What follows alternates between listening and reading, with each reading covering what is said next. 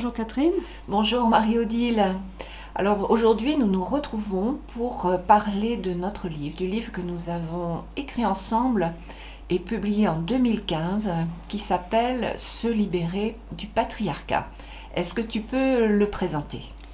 Oui, ce livre, on l'a écrit ensemble, comme tu dis, ça a été une grande aventure et ça a été très important parce que ça faisait 15 ans que l'on formait en art-thérapie évolutive et que l'on rencontrait de nombreuses femmes.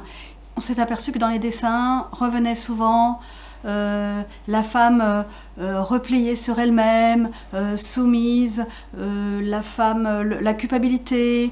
Il y avait aussi des dessins de Jardin d'Éden au début qui m'ont étonnée.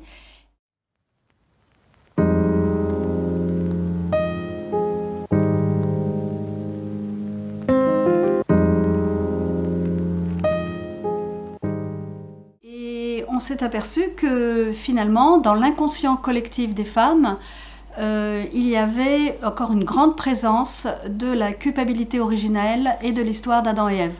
Cette histoire d'Adam et Ève qui se trouve dans la Genèse, un écrit dans la Bible qui présente Yahvé, qui crée le monde, qui sépare la terre du ciel et qui crée les animaux, les végétaux, et puis qui décide de créer Adam et Ève avec toute l'histoire du péché originel. Donc quand on en parlait aux femmes qui dessinaient, bon, d'accord, le paradis, hein, elles dessinaient souvent le paradis, elles le dessinaient quelquefois clos, enfermé, comme s'il y avait un interdit important de sortir du paradis.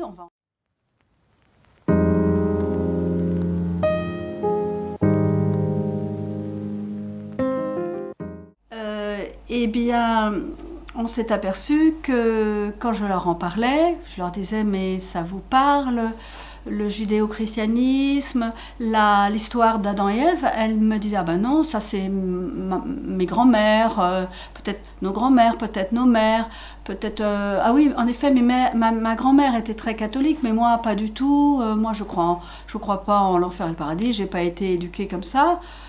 Mais en fait, même si les femmes n'ont pas été éduquées d'une façon religieuse, encore plus si elles ont été éduquées d'une façon religieuse, il reste à l'intérieur, dans l'inconscient collectif des femmes, ce diktat, cet interdit de réalisation et cette culpabilité originelle qui a été installée depuis 2000 ans.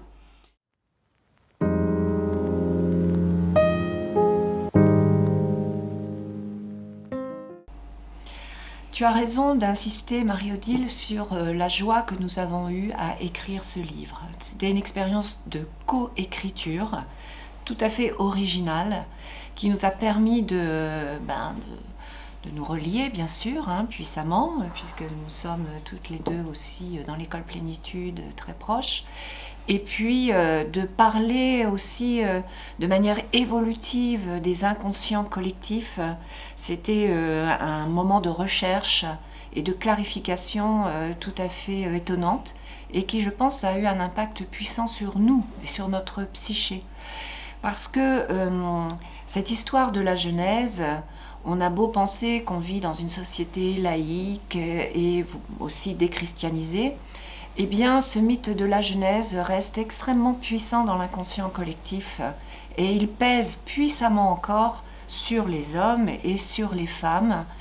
Et cet inconscient de la Genèse où l'on voit ce Dieu tout-puissant qui crée Adam, puis qui crée Ève en la sortant, en l'extirpant de la côte d'Adam, eh bien, suivant les interprétations religieuses qui ont été faites à certains moments, eh bien, pèse puissamment sur les comportements des hommes et des femmes encore aujourd'hui, même si ces hommes et ces femmes n'ont pas reçu d'éducation religieuse. Et ça, c'est extrêmement important de le souligner. De souligner que les inconscients collectifs agissent et nous influencent très fort, même si on n'a pas clairement, consciemment, été éduqués de manière judéo-chrétienne.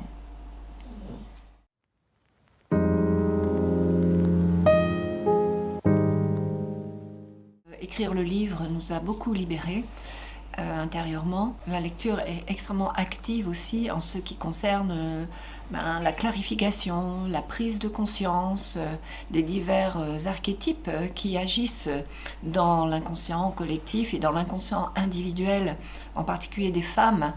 Et qu'il est très intéressant de se rendre compte que le dessin nous a permis, j'allais dire, de mettre le doigt sur différents protagonistes de cette scène originelle de la Genèse. Il y a Adam, il y a Ève, et il y a aussi en coulisses, il y avait bien sûr, et en coulisses, un autre personnage que les dessins des femmes nous ont permis de rencontrer, qui est l'archétype de Lilith. Cet archétype qui a été refoulé par l'inconscient collectif judéo-chrétien et qui néanmoins est une actrice importante dans la problématique que déroule la Genèse.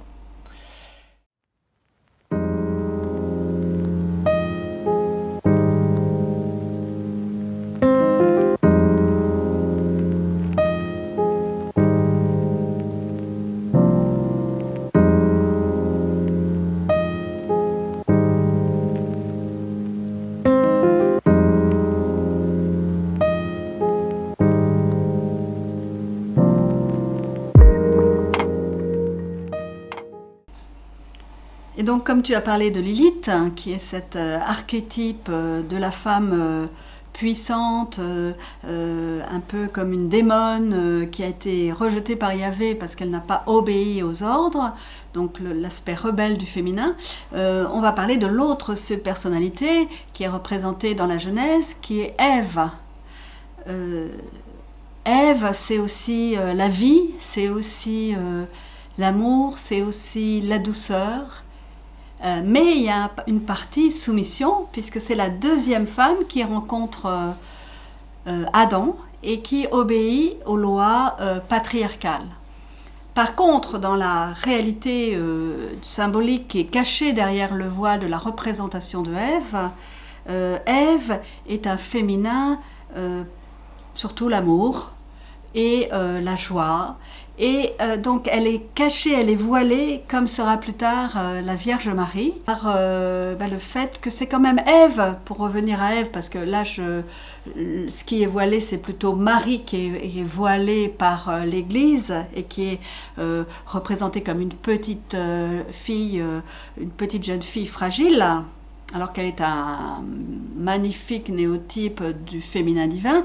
On va retrouver chez Ève plutôt la femme pécheresse, et c'est elle est pécheresse parce qu'elle tend la pomme de la connaissance. Donc il y a deux arbres dans la Genèse, l'arbre du bien et du mal et l'arbre de vie. Et dans nos chapitres, dans notre livre, nous avons à chaque fois choisi de focaliser un chapitre sur un des aspects de la Genèse. Donc Ève a son chapitre, Lilith a son chapitre, l'arbre du bien et du mal a son chapitre. Et donc, Ève, c'est celle qui amène la connaissance au monde et qui permet aux humains de descendre du plan astral et de s'incarner sur la terre pour découvrir les expériences de vie.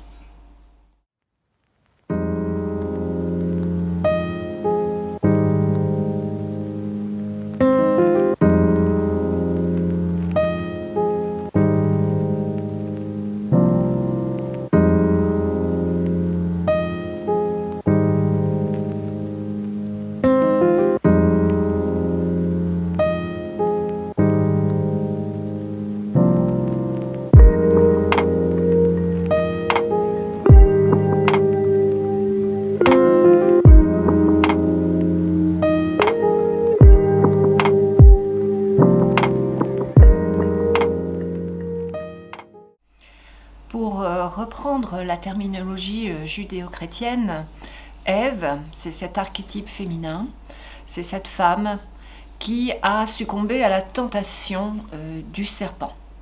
Et comme tu l'as justement souligné, il y a eu comme, je dirais, un détournement interprétatif autour de cette idée du serpent tentateur qui a fait chuter l'humanité dans le mal et dans la souffrance.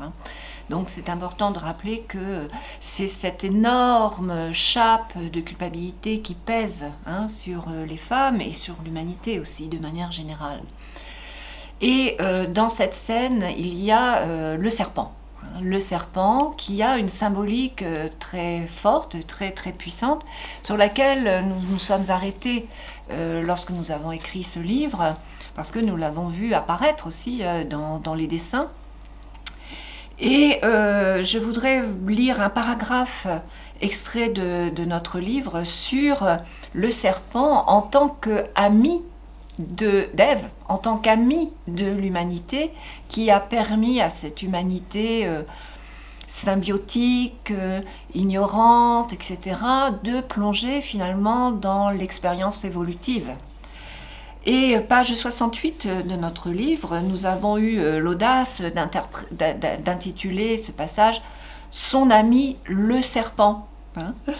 Le serpent est vu par Yahvé comme démoniaque, car il est, n'oublions pas, une autre des apparences de Lilith, symbole de la libido et de la pulsion créatrice féminine. Le serpent offre aussi le discernement et représente symboliquement le mental de l'humanité qui, à cette époque, s'ouvre à l'intelligence. De tentateur, le serpent devient initiateur. Il se relie alors par analogie à la symbolique du cobra sacré des orientaux. Cet animal indique qu'Adam et Ève, en sortant de l'Éden, passent un seuil de transformation, un seuil d'évolution. L'humanité, à travers eux, quitte la symbiose et part à la rencontre des deux polarités du bien et du mal, découvrant la dualité. Et c'est cette découverte de la dualité qui est une étape importante, une étape évolutive du mental, de l'humanité, de son évolution profonde.